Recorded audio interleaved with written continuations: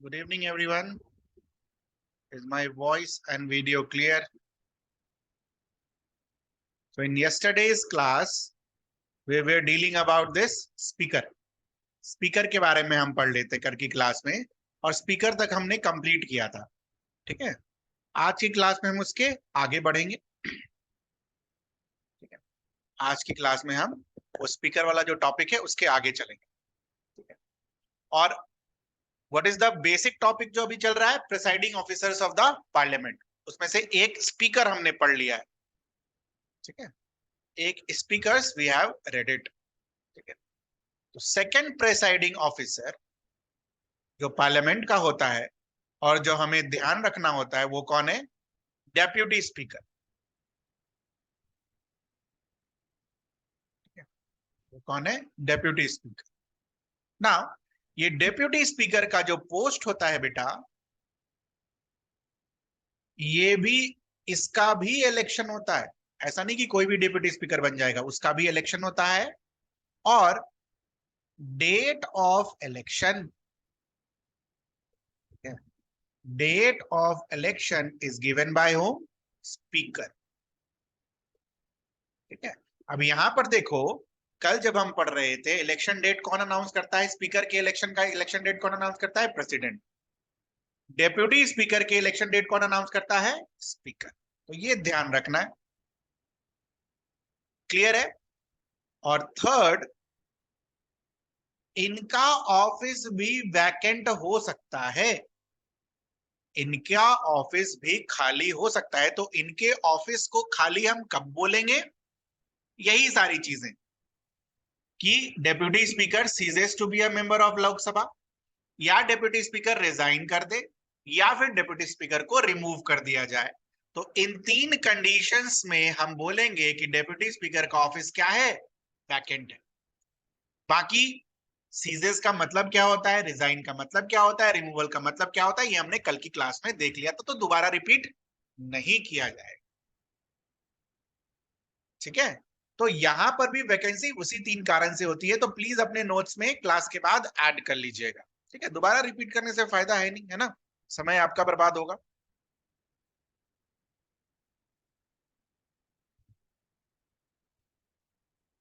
अगला जो ऑफिस है, that is panel of chairperson. ठीक है, पैनल ऑफ चेयरपर्सन. तो इसका मतलब क्या है? What is panel of chairperson? मान लो स्पीकर का ऑफिस और डिप्टी स्पीकर का ऑफिस दोनों छुट्टी मनाने गए. ठीक है, मतलब they are absent from their office.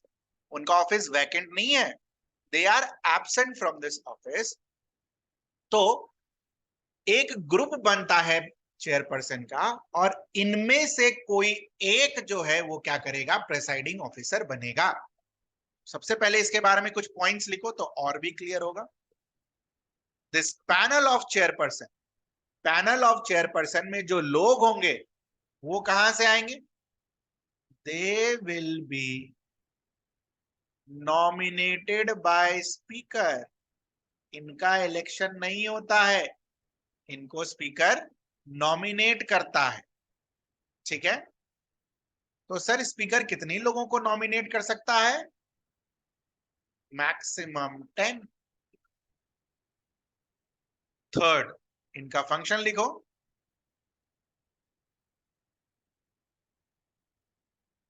During absence of speaker and deputy speaker, during the absence of speaker and deputy speaker,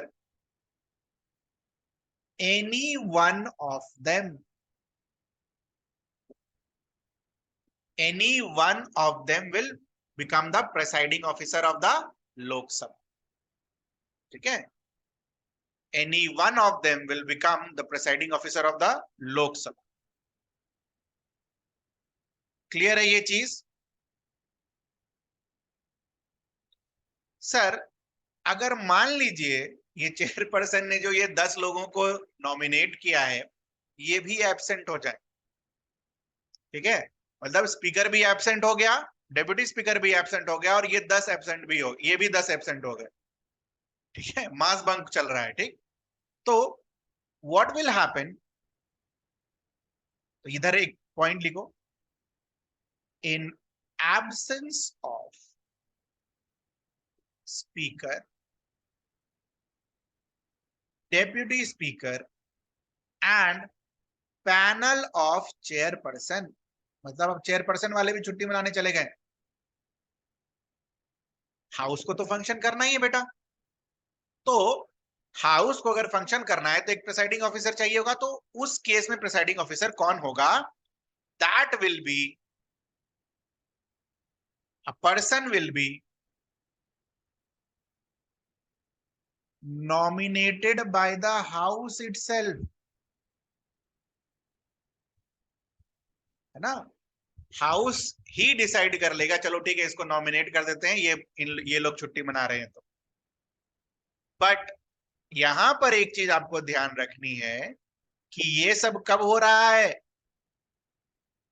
in case they are absent, not in the case when the office is vacant. So in case of vacant office of speaker and deputy speaker, ठीक है, in case of vacant office of speaker and deputy speaker, ठीक है, president nominates, तो दो चीज का ध्यान रखना, क्वेश्चन क्या पूछा है, क्वेश्चन एब्सेंस पूछा है या क्वेश्चन वैकेंट पूछा है, दोनों के बीच का डिफरेंस क्लियर है, कल ही बताया था मैंने आपको। एब्सेंस मतलब छुट्टी लेकर चले जाना, वैकेंट मतलब उस पोस्ट के लिए आपने किसी को अलॉट ही नहीं किया है, तो वो ऑफिस खाली है, that is what vacancy is. Absence मतलब छुट्टी लेकर कहीं और गए। एब्सेंस के केस में पावर किसके पास है, हाउस के पास। वैकेंसी के केस में पावर किसके पास है, प्रेसिडेंट के पास। समझ में आ गया।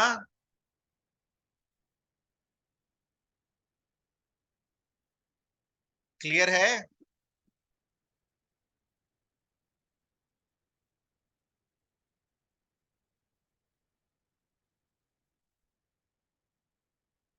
नेक्स्ट इंपॉर्टेंट ऑफिस अगर आप देखोगे तो वो होता है speaker pro tem. Next important office is of speaker pro tem या फिर प्रोटेम स्पीकर, जो बोलना हो आप बुला सकते हो। तो सर ये है कौन, हु इज दिस। जब हम कल स्पीकर पढ़ रहे थे तो हमने एक पॉइंट नोट किया था, क्या नोट किया था बेटा, कि लोकसभा डिसॉल्व हो गया, लोकसभा डिसॉल्व होने के बाद जब तक न्यू लोकसभा नहीं बनता है, लोकसभा डिसॉल्व होने के बाद जब तक न्यू लोकसभा नहीं बनता है, तब तक काम कौन कर रहा होता है, कौन देख रखा होता है काम, स्पीकर। कल लिखा था हमने, स्पीकर का ऑफिस डिसॉल्व नहीं होता है जब तक नया लोकसभा नहीं बनता। नाउ जैसे ही नया लोकसभा बनता है वैसे ही, ठीक है, जैसे ही नया लोकसभा बनता है वैसे ही प्रेसिडेंट अपॉइंट्स स्पीकर प्रोटेम, ठीक है, प्रेसिडेंट अपॉइंट्स स्पीकर प्रोटेम।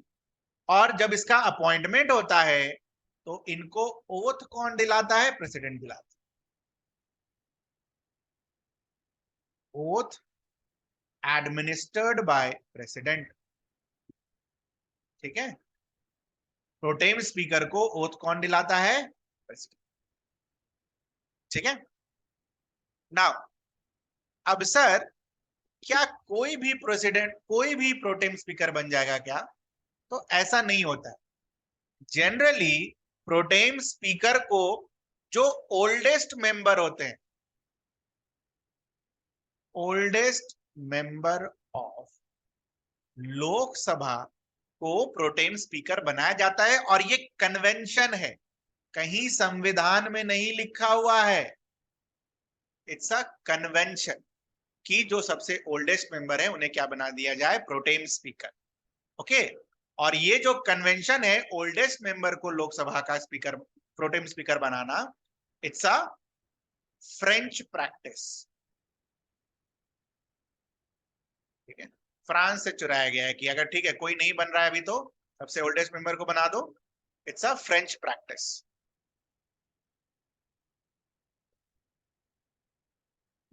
ठीक है ना, प्रेसिडेंट ने अपॉइंट कर दिया, प्रोटेम स्पीकर बन गया है। अब प्रोटेम स्पीकर का फंक्शन क्या होगा कि जितने भी मेंबर्स ऑफ लोकसभा हैं, ठीक है, जितने भी मेंबर्स ऑफ लोकसभा हैं उनको ओथ दिलाए, उनको ओथ दिलाए। तो हमने देखा था ना कल, जो भी मेंबर ऑफ लोकसभा होते हैं उनको ओथ कौन दिलाता है? आइदर प्रेसिडेंट और हिज नॉमिनी। तो इनका नॉमिनी कौन है अभी केस में? Pro tem speaker. ठीक है। और क्या फंक्शन होता है प्रोटेम स्पीकर का?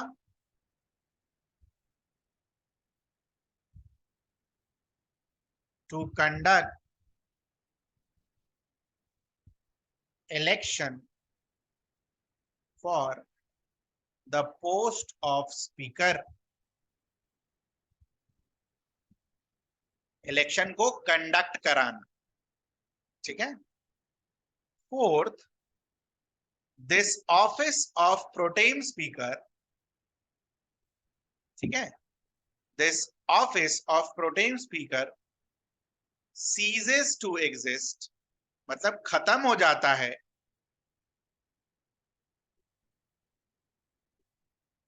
as soon as new speaker is elected। तो ये प्रोटेम स्पीकर का office is temporary in nature. Pro tem speaker का office is temporary in nature.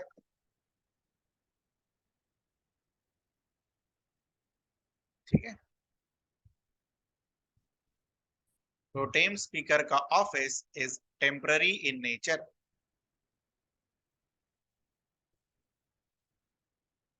ठीक है।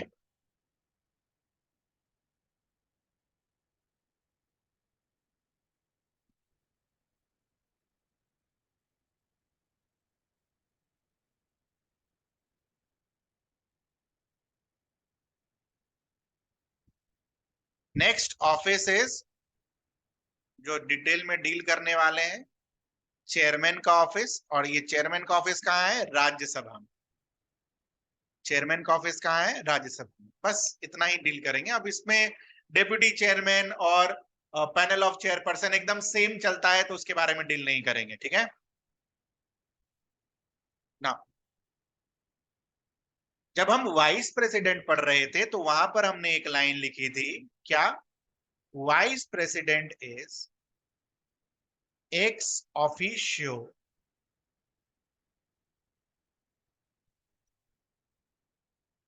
Chairperson of Rajya Sabha. और मैंने आपको वहां पर एक्स ऑफिशियो का मतलब भी बताया, by the virtue of its office. चूंकि वो वाइस प्रेसिडेंट है, चूंकि वो vice, just give me 1 minute यार, I think some important call is there.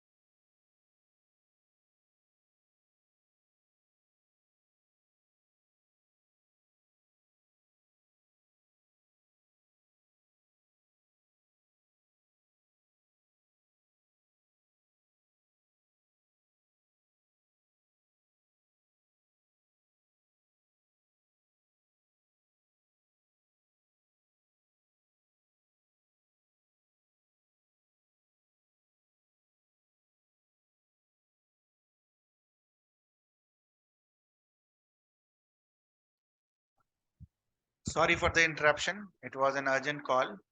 नहीं उठाता ना तो कम से कम 200 बार और कॉल करता, ठीक है। तो इससे बढ़िया है कि हेडेक को वहीं खत्म कर दिया जाए। ओके, चलिए कहाँ थे बेटा हम? एक्स ऑफिशियो के पास थे, है ना। एक्स ऑफिशियो का मतलब हमने क्या सीखा था? चूंकि वो वाइस प्रेसिडेंट है इसीलिए वो चेयरमैन होगा राज्यसभा का, ठीक है। उल्टा नहीं कि वो चेयरमैन है राज्यसभा का इसीलिए वो वाइस प्रेसिडेंट है। क्लियर है ये चीज? Vice president is the ex officio chairperson of Rajya Sabha. ये मैंने आपको उस दिन भी सिखाया था, ठीक है।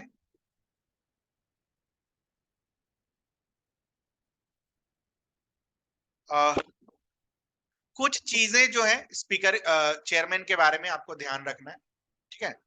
अ, वो क्या? He or she is not the member of Rajya Sabha. He or she is not the member of Rajya Sabha. चूंकि मेंबर नहीं है तो इनका अगर रिमूवल प्रोसेस चल रहा होगा तो, सॉरी, चूंकि ये मेंबर नहीं है तो he or she cannot vote in first instance. He or she cannot vote in first instance. First instance क्या होता है? कल मैंने आपको सिखाया था। साथ ही साथ ही or she cannot vote during his और हर रिमूवल प्रोसेस। वोट ही नहीं कर पाएगा, मेंबर ही नहीं है ना बेटा। बट इस पर स्टार लगाना है जो हम लिखेंगे। सपोज कोई बिल चल रहा है, ठीक है, और जो वोटिंग हुई फॉर में 100 आ गया और अगेंस्ट में भी 100 आ गया, तो he can vote in a case of tie.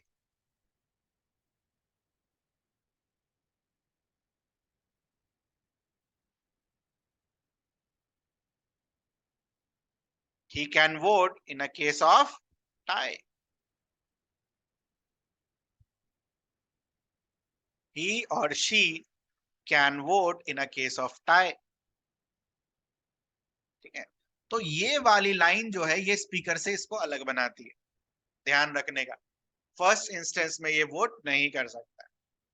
First instance क्या होता है? कल मैंने आपको, जब हम स्पीकर आपको पढ़ा रहे थे तो मैंने आपको यहां पर बताया था, ठीक है। फर्स्ट इंस्टेंस का मतलब क्या होता है? कहां गया यार? ये रहा फर्स्ट इंस्टेंस, कल एक्सप्लेन करा था मैंने आपको। ओके, ठीक है। इसके अलावा भी ऑफिस है बेटा, डेप्यूटी चेयरमैन और पैनल ऑफ चेयरपर्सन। जैसे डेप्यूटी वाइस यहाँ है ना डेप्यूटी स्पीकर, वैसे ही डेप्यूटी चेयरमैन। यहाँ पर जैसे पैनल ऑफ चेयरपर्सन है वैसे ही वहां पर पैनल ऑफ चेयरपर्सन इन राज्यसभा, ठीक है। क्लियर है? तो उतना डिटेल में जाने की जरूरत नहीं है, इतना काफी। ओके, क्लियर है यहां तक? तो ये जो पॉइंट नंबर हमारा चल रहा था, कौन सा पॉइंट नंबर चल रहा था यार? 11, presiding officers of the parliament, ठीक है। Now we will move on to point number 12. What is this point number 12? Leaders in parliament. ध्यान से समझना और सुनना।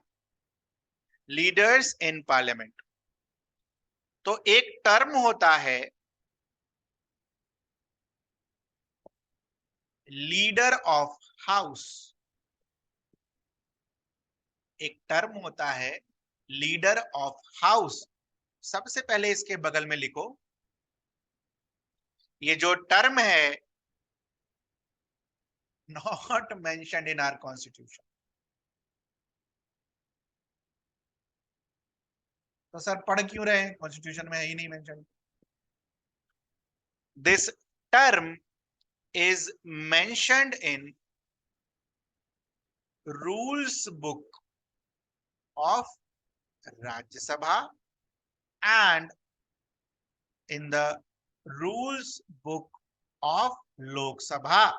तो यहां से देखो दोनों ही के रूल बुक में ये टर्म मेंशन्ड है, तो इसका मतलब leader of the house Lok Sabha में भी होगा, leader of the house Rajya Sabha में भी होगा। क्लियर है ये चीज? दोनों जगह होगा एक एक लीडर ऑफ द हाउस। अब इस बात को ध्यान से समझना। मान लो प्राइम मिनिस्टर, प्राइम मिनिस्टर जो है वो लोकसभा से बिलोंग करते हैं, तो by default leader of the house कौन होंगे? Prime minister. क्या ये बात समझ में आती है?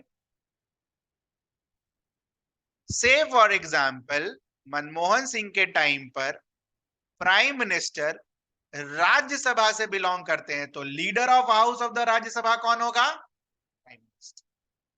ये समझ में आया ये जो मैंने अभी लिखा? प्राइम मिनिस्टर अगर लोकसभा से बिलोंग करते हैं तो leader of the house by default prime minister. Prime minister अगर राज्यसभा से बिलोंग करते हैं तो leader of the house by default, leader of the house of Rajya Sabha by default कौन हो जाएंगे? Prime minister.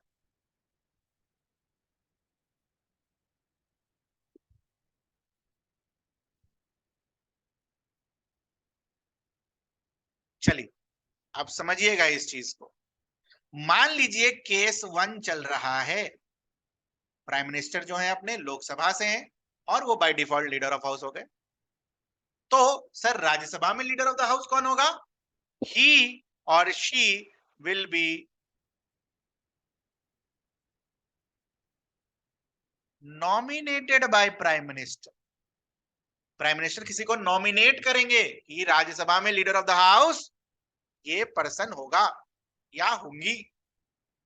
सिमिलरली मान लीजिए केस 2 चल रहा है कि आपके जो प्राइम मिनिस्टर हैं राज्यसभा से हैं, तो लीडर ऑफ द हाउस तो वही हो जाएंगे। तो उस केस में यहां नॉमिनेट किया जाएगा। लोकसभा में ये फॉलोइंग आदमी जो है वो क्या होंगे? Leader of the. और जनरली जब पीएम नॉमिनेट करते हैं तो किसी नॉर्मल एमपी को नहीं नॉमिनेट करते, किसी मिनिस्टर को नॉमिनेट करते हैं।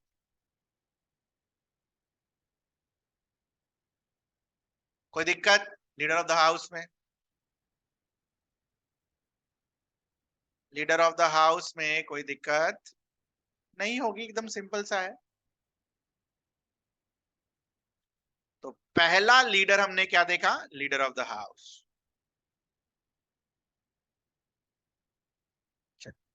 दूसरा लीडर लिखिए। दूसरा leader is leader of opposition. Leader of opposition. अब किसको हम लीडर ऑफ अपोजिशन बोलेंगे? तो पहले पॉइंट नोट कीजिए, उसके बाद में समझाता हूं किसको लीडर ऑफ अपोजिशन बोलेंगे। तो वैसी opposition party which is having largest number of seat, which is having largest number of seat। और दूसरा ये जो लार्जेस्ट नंबर ऑफ सीट होना चाहिए, that should be minimum 1/10 of the total strength of the house. तो 550 का 1/10 कितना होगा बेटा? जल्दी से बताओ। कहने का मतलब ये है कि अगर, सुनो अच्छे से समझना, मान लो कोई अपोजिशन पार्टी है जिसके पास 50 सीटें ही आई, ठीक है, जिसके पास 50 सीटें ही आई, ठीक है, तो उसको लीडर ऑफ अपोजिशन पहले नहीं बुलाया जाता था। बट हमने क्या किया, एक एक्ट है उसको अमेंड किया और ये बोला कि लार्जेस्ट नंबर ऑफ सीट भी जिस अपोजिशन पार्टी को आ रहा है उसके लीडर को हम क्या बुलाएंगे? Leader of opposition. पहले बस और बस रूल नंबर 2 था, ठीक है, कि मिनिमम आपके पास 55 सीटें होनी चाहिए। और उसके अलावा दूसरा चीज देखा जाता था कि लार्जेस्ट नंबर ऑफ सीट किस अपोजिशन पार्टी को मिला है। इन दोनों क्राइटेरिया को देखकर लीडर ऑफ अपोजिशन बनता था पहले। ठीक है, तो ये जो दूसरा क्राइटेरिया है इसको बुलाते हैं मावलंकर्स rule.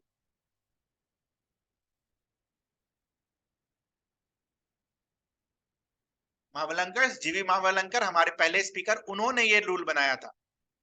That's why Mavalankar's criteria, Mavalankar's rule.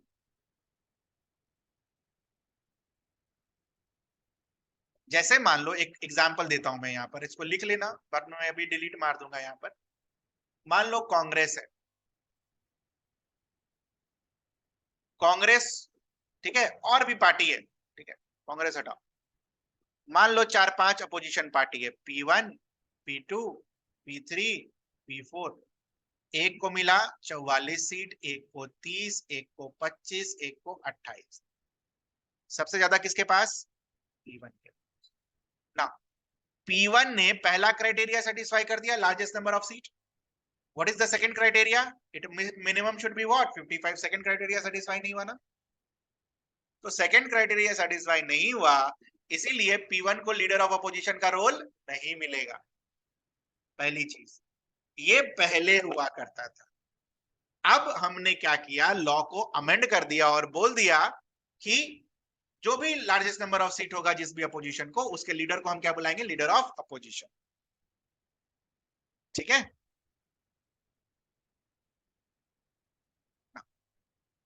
ये लीडर ऑफ अपोजिशन का जो पोस्ट है, क्या ये हमारे संविधान में मेंशन्ड है?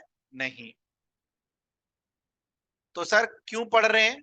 Because it is mentioned under leader of opposition salaries and allowances act करके है, उस 1977 का एक्ट है, उसके अंदर लीडर ऑफ अपोजिशन का कौन होगा? लीडर ऑफ अपोजिशन, उसके बारे में वेल डेफिनेशन, वेल डिफाइंड है। ठीक है, so it's a statutory post. It's not a constitutional post, it's a statutory post. ठीक है, ये भी लिखी लो, not mentioned in the constitution.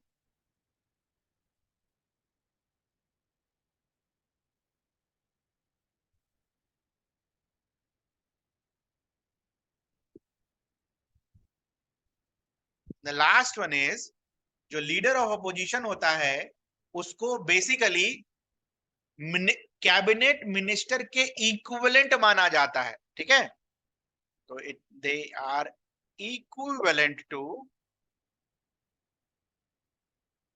Cabinet minister. Sir ये इक्विवेलेंट का मतलब क्या हो गया? What is the meaning of equivalent to cabinet minister? Equivalent का मतलब ये हो गया, कैबिनेट मिनिस्टर को जितनी सैलरीज, अलाउंसेस, पर्क्स, प्रिविलेजेस मिलते हैं ना, वो सारा इनको भी मिलेगा। ठीक है, यही मतलब हो गया equivalent to the rank of cabinet minister. Power तो नहीं मिलेगा ना बेटा, कैबिनेट मिनिस्टर तो है नहीं। प्लस आप बहुत जगह देखते हो जहां पर लीडर ऑफ अपोजिशन का बहुत बड़ा रोल होता है, जैसे कि सीबीआई के अपॉइंटमेंट, जैसे कि सेंट्रल विजिलेंस कमीशन के अपॉइंटमेंट, जैसे कि सुप्रीम कोर्ट का जो अब जजमेंट आया है इलेक्शन कमीशन के अपॉइंटमेंट में। तो leader of opposition plays a very important role, ध्यान रखना इस चीज का। क्योंकि अभी हम जनरल नॉलेज नहीं पढ़ रहे हैं, तो कौन लीडर ऑफ अपोजिशन है, कौन लीडर ऑफ हाउस है, वहां हम नहीं जा रहे। Okay, we are reading polity basics. Okay, बाकी जीके का वाला पार्ट आप चाहो तो पैरेलली खोज के लिख सकते हो ना, चॉइस इज योर्स।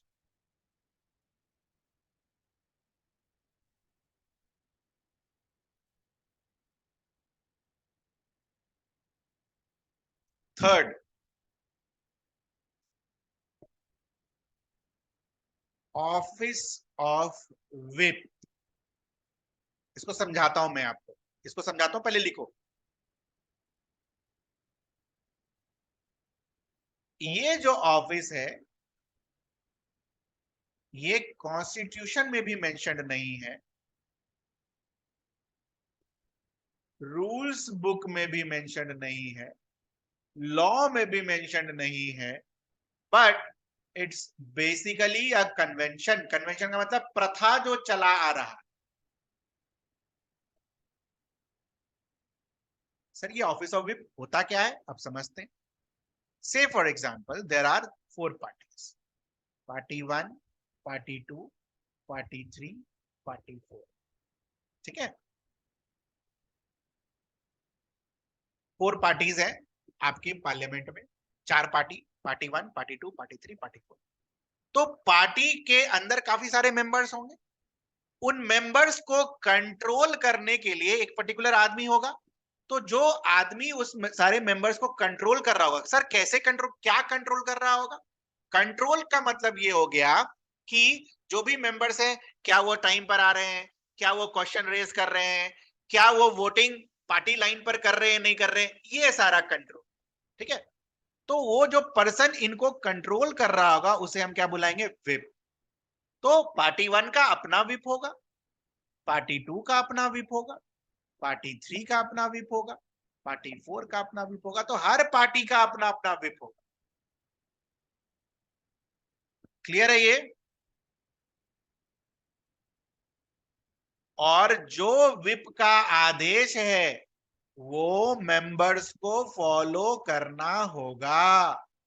अगर फॉलो नहीं करेंगे तो उन्हें पार्टी से एक्सपेल किया जा सकता है। Very important office of whip. Whip ने अगर इशू कर दिया है कि आपको इन्हीं को वोट करना है तो आप उन्हीं को वोट करेंगे। अगर आपने उनको वोट नहीं किया तो आपको पार्टी से एक्सपेल किया जा सकता है।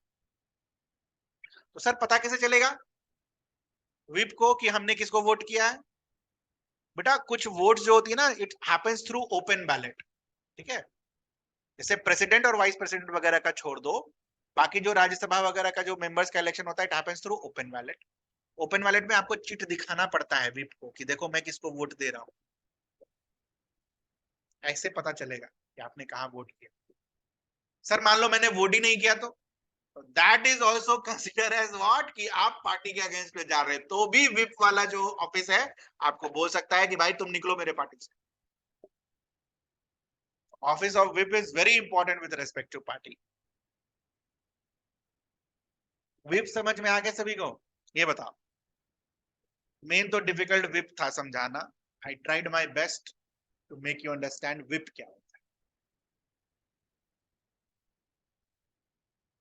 बाकी तो सुना होगा नाम।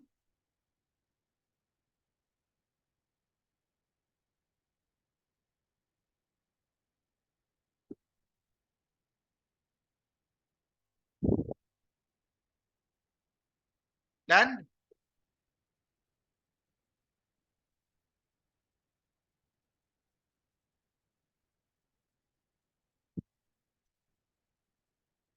चलिए, लीडर्स के बाद जो नेक्स्ट सेक्शन है अपना, this is about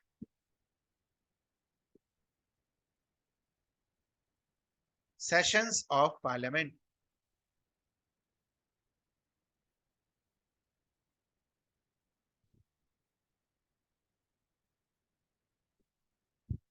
sessions of parliament के बारे में एक पॉइंट लिखो, संविधान क्या बोलता है। संविधान में बस इतना ही लिखा हुआ है, maximum duration, maximum duration between 2 sessions, maximum duration between the 2 sessions can be 6 months। इतना ही संविधान में लिखा हुआ है। हमारे देश में पार्लियामेंट के कितने सेशंस होते हैं बेटा, ये तो हमें पता होगा ना। एक सेशन होता है बजट सेशन, एक सेशन होता है मॉनसून सेशन, और एक सेशन होता है विंटर सेशन। हमारे यहाँ तो 3 होते हैं। संविधान में बोला 2 सेशन के बीच में 6 महीने का गैप से ज्यादा नहीं होना चाहिए। तो मिनिमम 2 सेशन तो होने ही चाहिए एक साल में, ऐसा संविधान बोलता है। बट हम लेते कितने हैं, 3। मिनिमम 2, 2 के ऊपर कुछ भी हो जाए कोई फर्क नहीं पड़ता, 2 से कम नहीं होना चाहिए। ठीक है, क्लियर है ये चीज? सेशंस क्लियर है? Sessions of parliament. Now her session के अंदर, ठीक है, हर सेशन के अंदर काफी सारी मीटिंग्स होती हैं। हर सेशन के अंदर काफी सारी मीटिंग्स होती हैं और हर मीटिंग्स के अंदर काफी सारी सिटिंग्स होती हैं। तो आप जो न्यूज में कभी कभार देखते हो कि मॉर्निंग सीटिंग और दूसरे सीटिंग को क्या बुलाते हैं? Post lunch. मॉर्निंग सीटिंग जो पार्लियामेंट का होता है, it happens from 11 AM to 1 PM। Post lunch sitting का टाइम क्या है? 2 PM टू 6 PM। अब ऐसा जरूरी नहीं 6 बजे का छुट्टी, एक्सटेंड भी हो सकता है, ठीक है।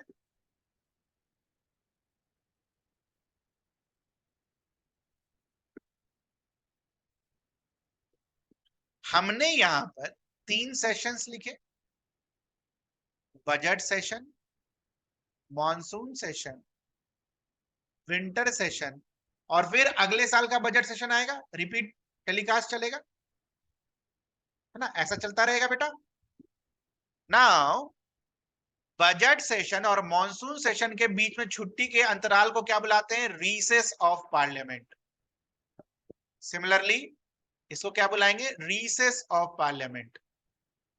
इनको क्या बुलाएंगे? Recess of parliament. तो how is recess defined? Time duration between two sessions.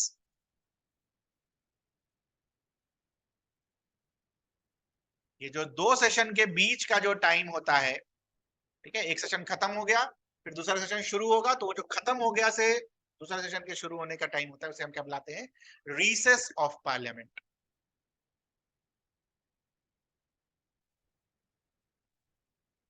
Recess of parliament.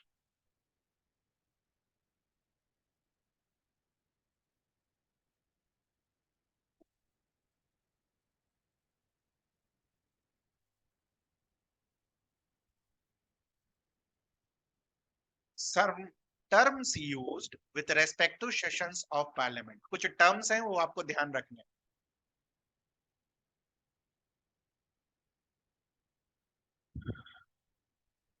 पहला टर्म है समन।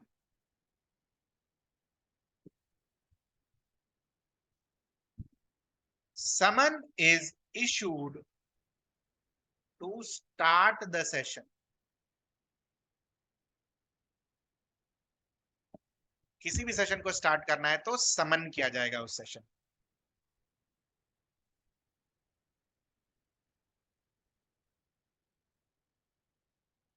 Second is prorogue.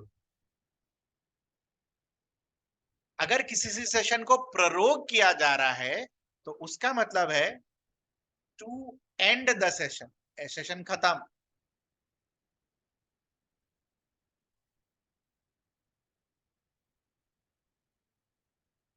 Third is dissolution. तो डिसोल्यूशन का मतलब है कि लोकसभा ही खत्म।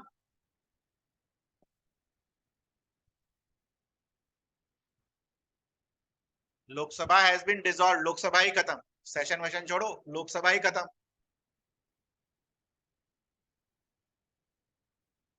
Fourth, adjournment. एडजर्नमेंट मोशन नहीं, सिर्फ और सिर्फ वर्ड एडजर्नमेंट।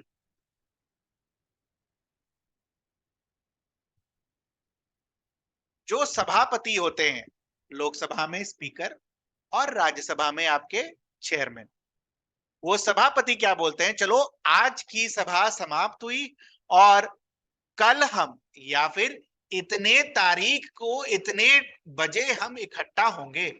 तो टाइम देख कर जब मीटिंग सिटिंग को स्थगित किया जाता है तो उसे बुलाया जाता है एडजर्नमेंट। टाइम देकर कि इतने तारीख को फिर हम बैठेंगे।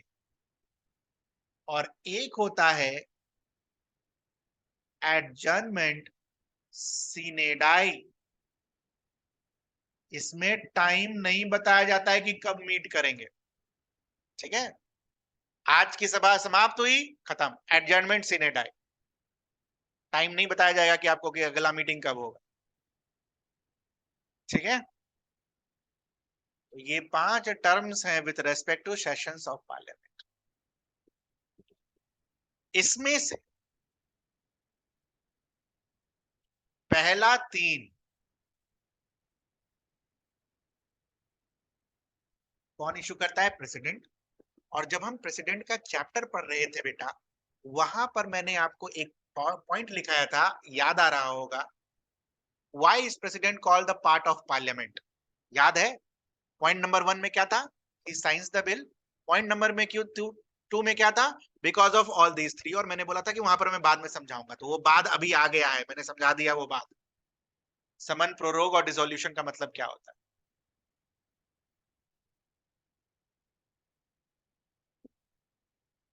जितना भी मैंने पहले बोला है ना कि वो समय आने पर होगा, वो सब समय आने पर होगा। आपका काम है पढ़ना। Anything, session, recess, meeting, sitting, summon, prorogue, dissolution, adjournment, adjournment sine die, budget, monsoon, winter, 6 months. कुछ पूछना हो आपको?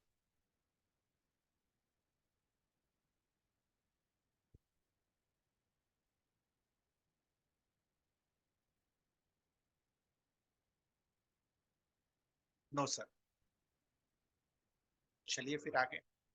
ये 13th पॉइंट था, अगला will be 14th।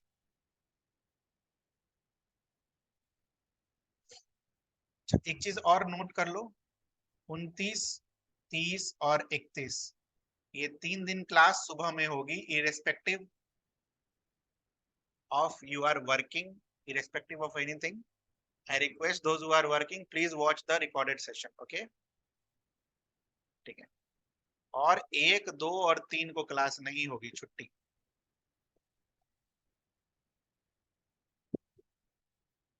I already informed you in advance, I can't reschedule it. तो वो सुबह में ही क्लास होगी 29, 30 और 31 को। या तो नहीं होगी, 6 दिन क्लास नहीं होगी, और अगर या तो होगी तो वो सुबह में होगी।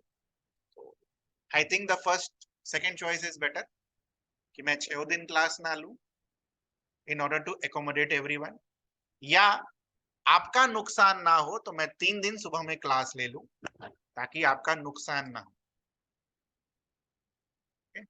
3 दिन आप एकोमोडेट कर सकते हैं।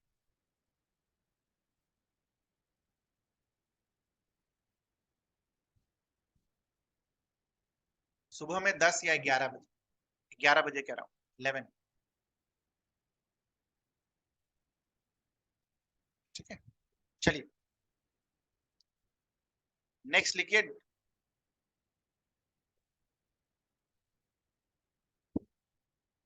नहीं नहीं, ये मैं पूछ नहीं रहा था आपसे, मैं बता रहा था।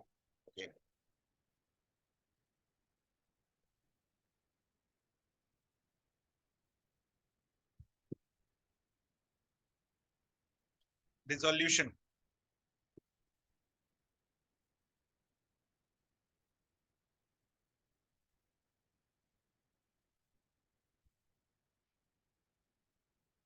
दो तरीके का डिसोल्यूशन होता है हाउस का।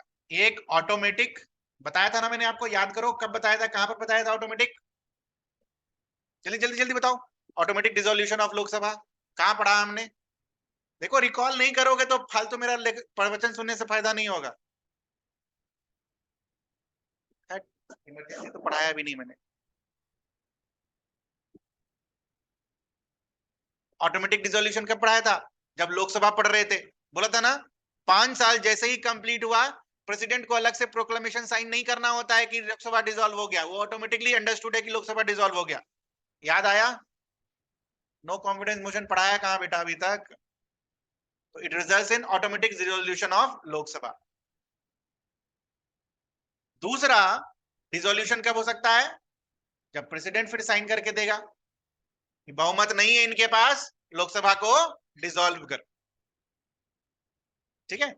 नाउ व्हाट हैपेंस जब लोकसभा डिसॉल्व होता है ना, तो ऐसा तो नहीं है कि लोकसभा जैसे मान लो डिसॉल्व हो गया तो बिल्स वगैरह से है सारे के सारे बिल्स पास हो चुके होंगे, ऐसा तो नहीं होता ना।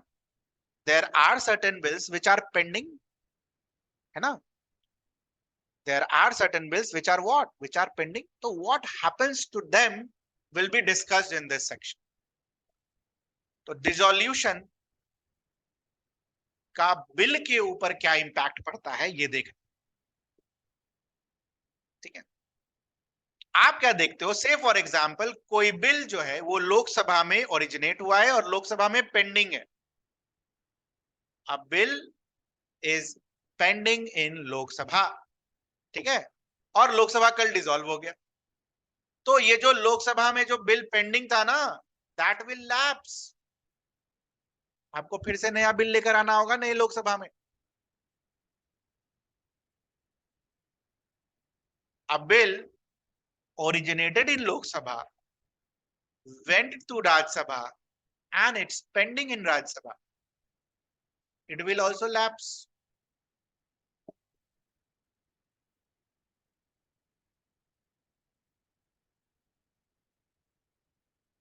बेटा ये तो क्लियर है ना, डिसोल्यूशन किसका होता है? Dissolution will happen only of Lok Sabha, क्योंकि Rajya Sabha is a permanent house. ये सब डाउट मत पूछो। राज्यसभा डिसॉल्व हो गया तो क्या होगा? राज्यसभा थोड़ी डिसॉल्व होगा, Rajya Sabha is a permanent house, सीखा ना। 1/3 of its member retire every 2 years. मान लो कोई बिल राज्यसभा में ओरिजिनेट हुआ है और राज्यसभा में पेंडिंग है, will not lapse. लोकसभा तो गया ही नहीं। फोर्थ, राज्यसभा में ओरिजिनेट हुआ, लोकसभा में गया और फिर वहां पेंडिंग है, अगेन इट विल लैप्स।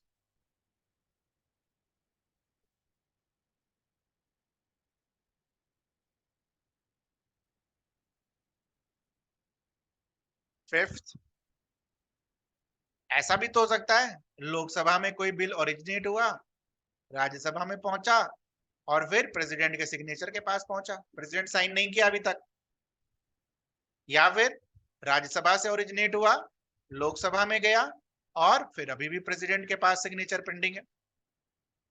दोनों ही केस में विल नॉट लैप्स। प्रेसिडेंट के पास अगर बिल पहुंचा हुआ है तो it will not lapse. 6,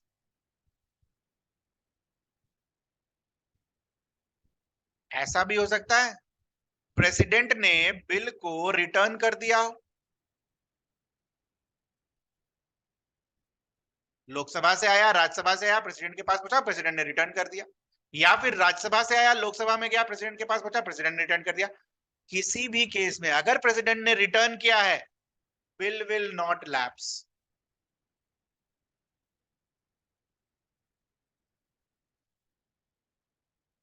7,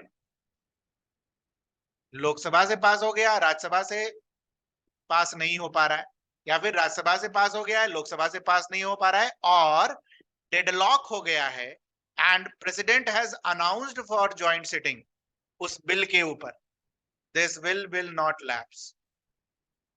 moral of the story, sir इतना रटे कैसे?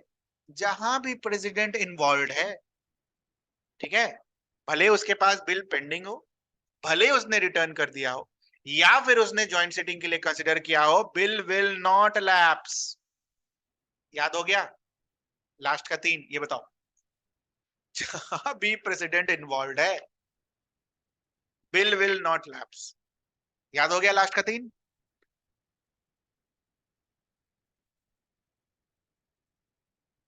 और एक ये वाला थर्ड, लोकसभा में गया ही नहीं बिल और राज्यसभा में ही पेंडिंग है, तो it will not lapse. Now what is the meaning of lapse? खत्म हो गया वो बिल, फिर से नई तरीके से आपको लोकसभा या राज्यसभा में उस बिल को इंट्रोड्यूस कराना होगा। यही मतलब होता है लैप्स का।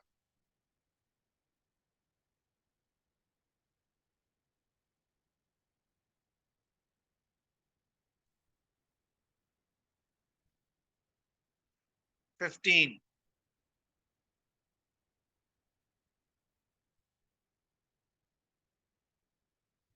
Lame duck session.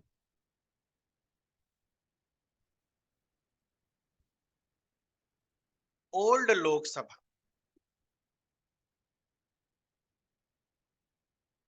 545 मेंबर है, मान लो एक्स मेंबर, कुछ मेंबर्स।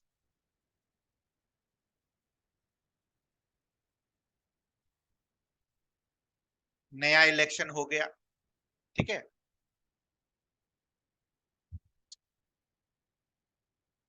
अब ओल्ड लोकसभा में कुछ मेंबर्स ऐसे होंगे जिनको यहां हारे होंगे, जगह नहीं मिली होगी अगले इलेक्शन में, है ना। कुछ मेंबर्स ऐसे होंगे जो हारे होंगे, जिनको अगले इलेक्शन में जगह नहीं मिली और वो नई लोकसभा में नहीं आए। These members are known as lame ducks. कोई काम के नहीं।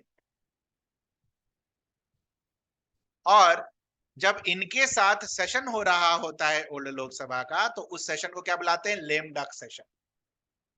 सर नया लोकसभा बन गया तो ओल्ड लोकसभा का सेशन कैसे होगा? बिल्कुल होगा। मान लो नया लोकसभा जो बना है, ठीक है, say for example 24 May is the date when old Lok Sabha का 5 साल कंप्लीट होगा। नया लोकसभा जो है 20 मई को इलेक्शन का रिजल्ट आया और कॉन्स्टिट्यूट हो गया। तो इन 21, 22, 23, 24 इसमें तो सेशन हो सकता है ना बेटा। नया लोकसभा तो 24 तारीख के बाद आएगा ना, पहले तो नहीं आ जाएगा। ठीक है, क्लियर है।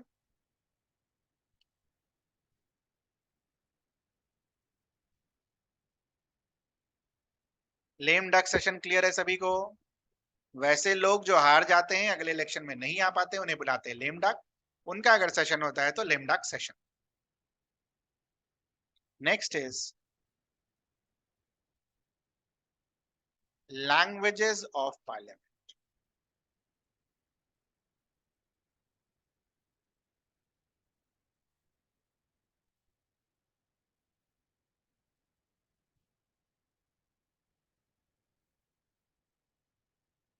फॉर ट्रांजैक्टिंग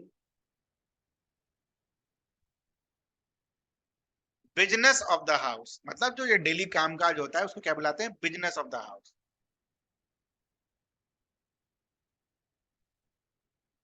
कौन सा लैंग्वेज यूज करेंगे?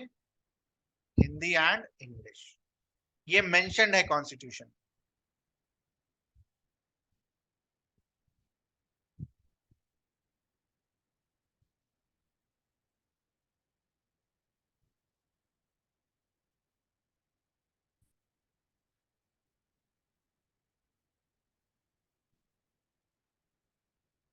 स्पीकर के जगह यहां पर वर्ड लिखो,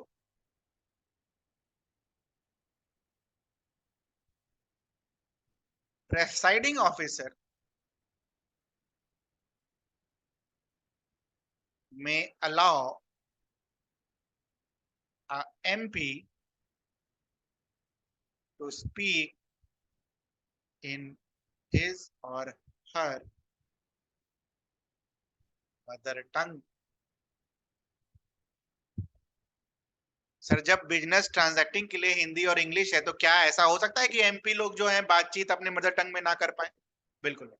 प्रिसाइडिंग ऑफिसर अलाउ कर सकता है, ऐसा कोई जरूरत नहीं उन्हें हिंदी और इंग्लिश यूज करना पड़े।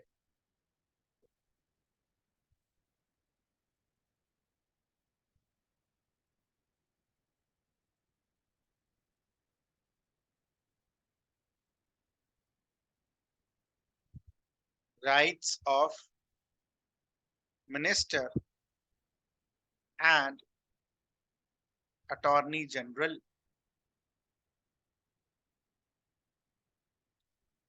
Rights of minister and attorney general. पहले ये 3 वर्ड लिखो।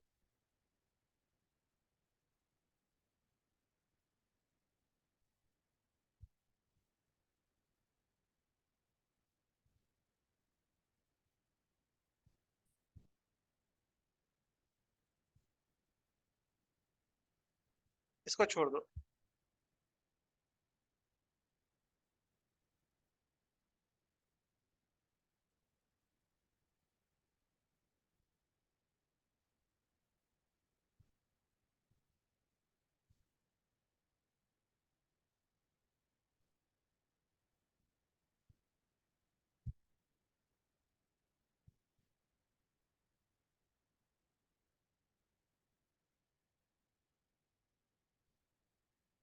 मान लो कोई पार्लियामेंट्री कमेटी है, उसका मिनिस्टर, कोई मिनिस्टर या फिर अटॉर्नी जनरल मेंबर है, या फिर किसी भी हाउस में कोई प्रोसीडिंग्स चल रहा हो, ठीक है, चाहे वो मिनिस्टर हो या अटॉर्नी जनरल हो, they have the right to attend proceedings of the house, they have the right to speak,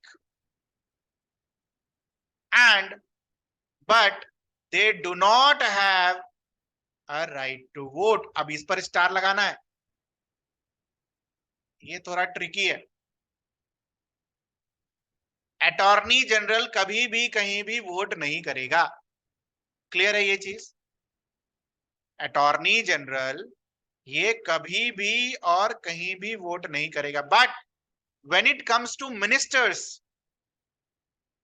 minister जिस हाउस के मेंबर हैं वो उसी में वोट कर सकते, ठीक है।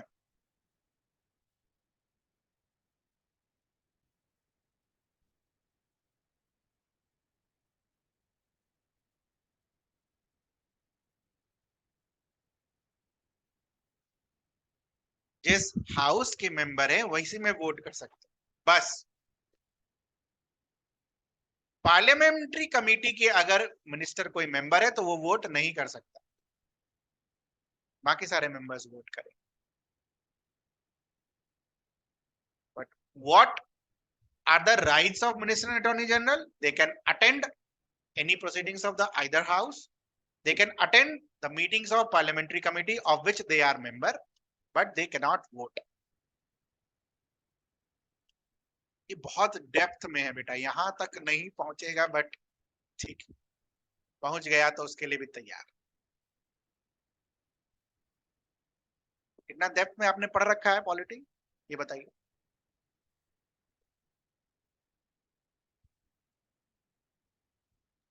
मुझे पता था। Have you read it in this much depth? I don't think so।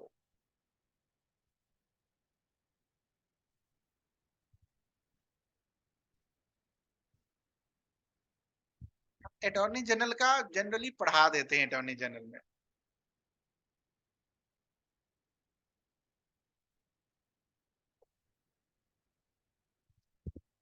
Anything that needs to be asked till here?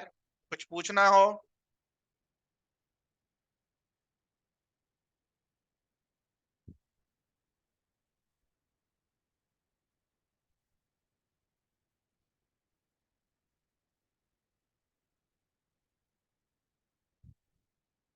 कुछ पूछना हो? नहीं, चलिए बढ़िया। 18th हेडलाइन लिखिए।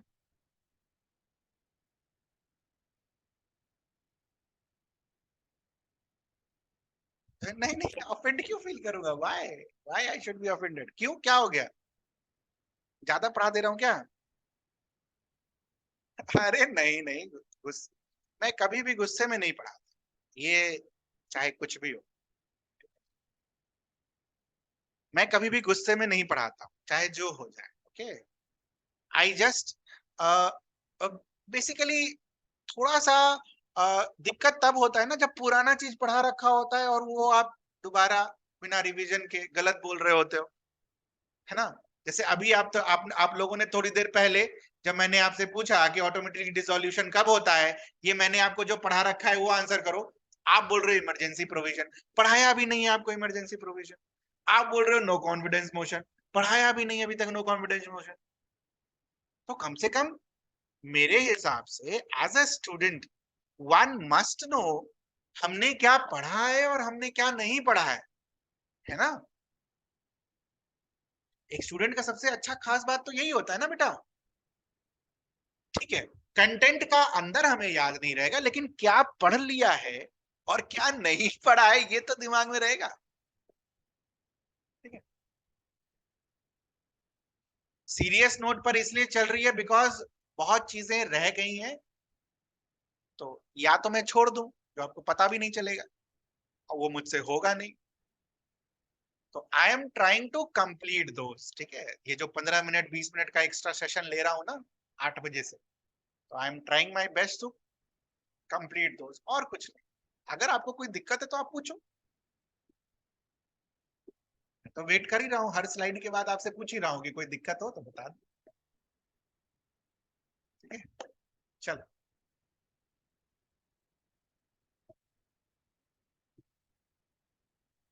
नेक्स्ट इज,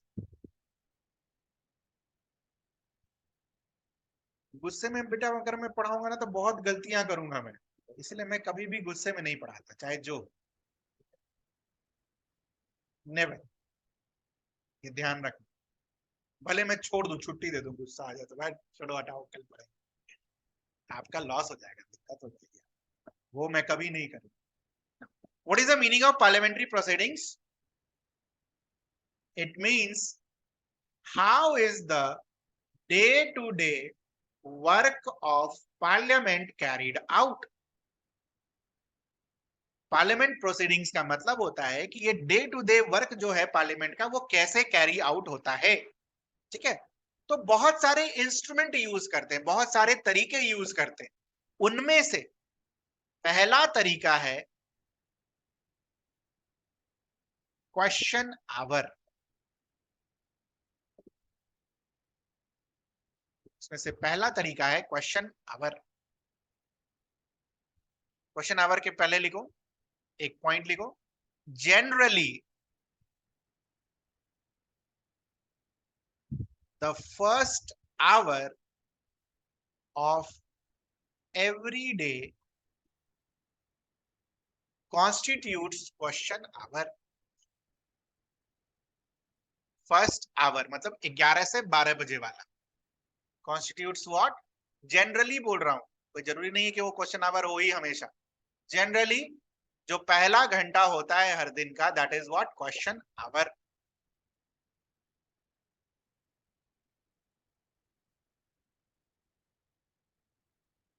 तो क्वेश्चन कब पूछा जाएगा ये मैंने आपको बता दिया, जनरली पहला जो क्वेश्चन आवर का ड्यूरेशन होगा उस समय पूछा जाएगा। ठीक है ना, अब लिखिए क्वेश्चन किससे पूछा जा सकता है, या तो मिनिस्टर से पूछा जाएगा या फिर जो मिनिस्टर नहीं है। देखो दो ही चीजें हैं लोकसभा में, कुछ लोग जो मिनिस्टर हैं और कुछ लोग जो मिनिस्टर नहीं है कि नहीं, ये दोनों मिलाकर लोकसभा बनेगा। ठीक है, ये मिलाकर बनेगा ना, तो क्वेश्चन किससे पूछा जाएगा, या तो मिनिस्टर से या who is not a minister. तो those who are not a minister are known as private member. इस चीज को समझना,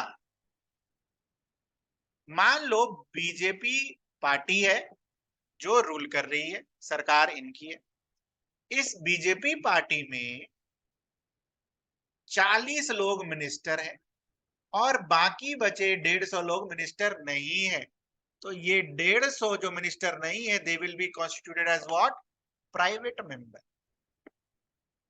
समझ में आया प्राइवेट मेंबर कौन होता है? प्राइवेट मेंबर अपोजिशन नहीं होता, मिनिस्टर को छोड़कर जितने भी लोग हैं private member.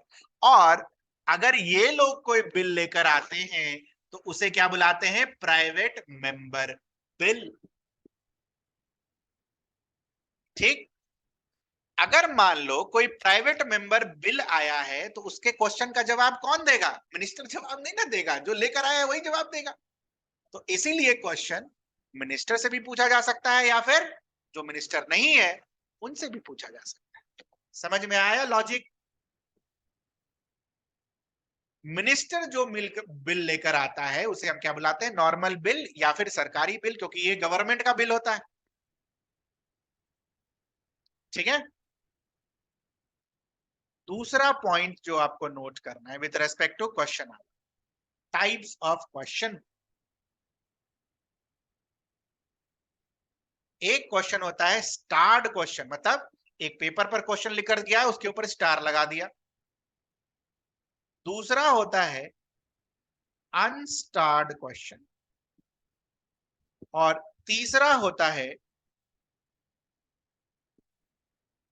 Short notice. Starred question, unstarred question और short notice question.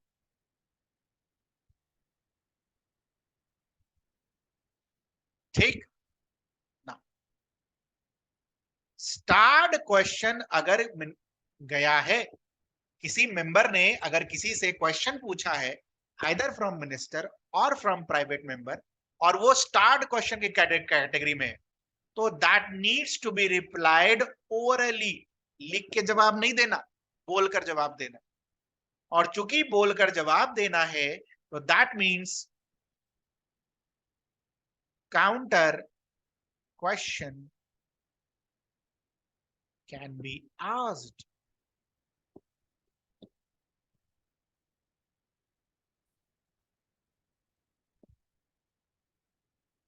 Unstarred question, it requires a written answer. अब चूंकि रिटर्न में है आंसर, तो counter question cannot be asked, नहीं पूछा जा सकता।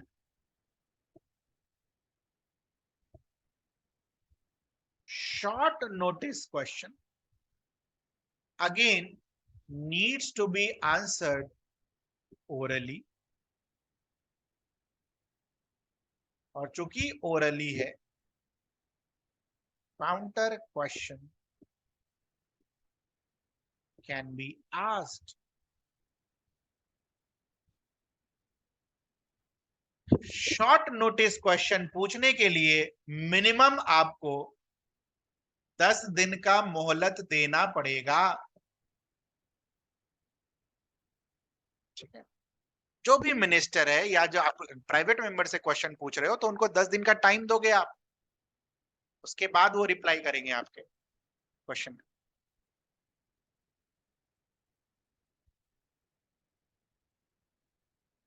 सर, मिनिस्टर को या फिर प्राइवेट मेंबर को पता कैसे चलेगा कि स्टार्ड है, अनस्टार्ड है या शॉर्ट नोटिस क्वेश्चन है?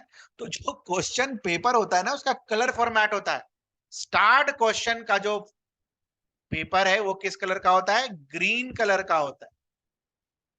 अनस्टार्ड क्वेश्चन का जो पेपर का कलर है वो व्हाइट कलर का होता है, और जो शॉर्ट नोटिस क्वेश्चन होता है वो लाइट पिंक होता है। ये पेपर का कलर है बेटा, ग्रीन कलर ऑफ पेपर। ठीक है, लिख लेना कहीं पर छोटा सा, कलर ऑफ पेपर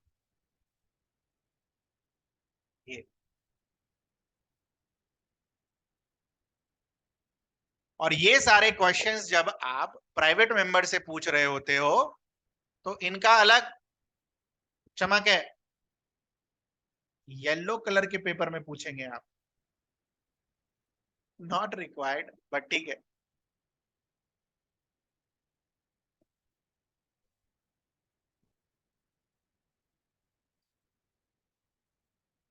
किस तरीके के क्वेश्चन पूछे जा सकते हैं? जैसे पूछ सकता है कि ये जो बिल आपने दिया है वो किस चीज के बारे में बताओ भाई, डिटेल बताओ, क्या इफेक्ट होगा इकोनॉमी पर। इस तरीके का सवाल क्वेश्चन आवर में पूछा जाता है। ठीक है।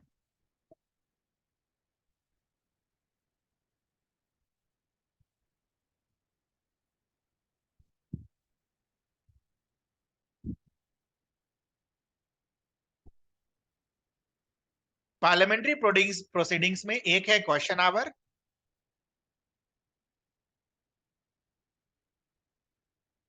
दूसरा है जीरो आवर। जीरो आवर के बारे में पहले लिख लो, not mentioned in the constitution. Constitution में भी मेंशन नहीं है, not mentioned in the rule book या rule procedure. It's a Indian innovation, it's a Indian innovation. So what is the meaning of zero hour? लिखो इसको, issues which are of urgent public importance is raised during this time. Issues which are of urgent public importance is raised during this time. अब ध्यान से देखना, 11 बजे सभा शुरू हुई, 1 घंटे का क्वेश्चन आवर चला। 1 घंटे के बाद कितना बजेगा बेटा? 12 बजे को ऐसे लिखते हो ना, लिखते हो नहीं लिखते हो? Can you see zero hour? दिख रहा है ये?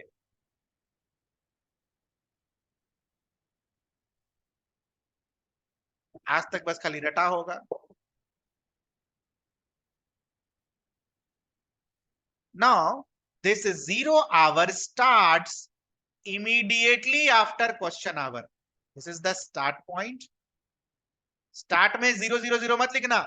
ऐसा नहीं कि कोई रिप्लाई कर रहा हो, क्वेश्चन पूछ रहा हो 11:59 पर और 12 बज जाएगा तो बोलेंगे नहीं खत्म हो गया question hour. No, it's not like that, but it's just a figment of imagination. तो it starts after question our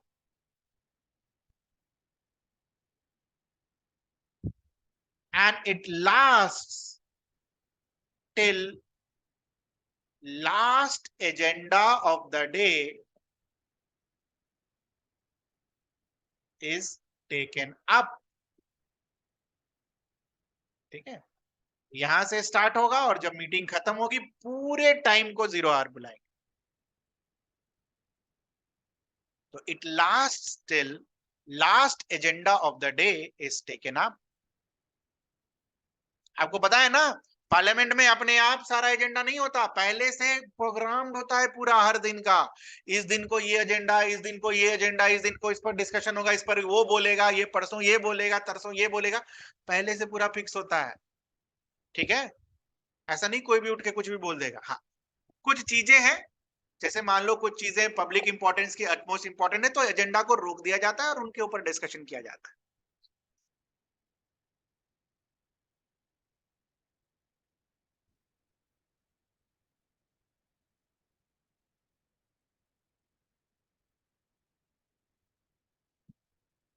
ठीक है, कुछ पूछना हो, anything?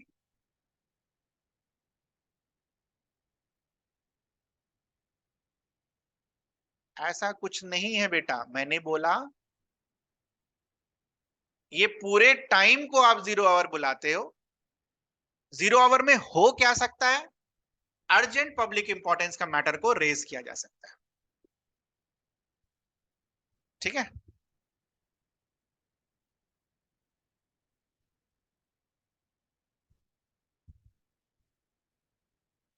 Next is motions.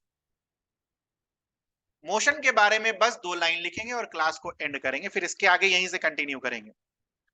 Motion के बारे में लिख लो, डिफाइन कर लेते हैं। मोशंस होते क्या है? It's parliament's way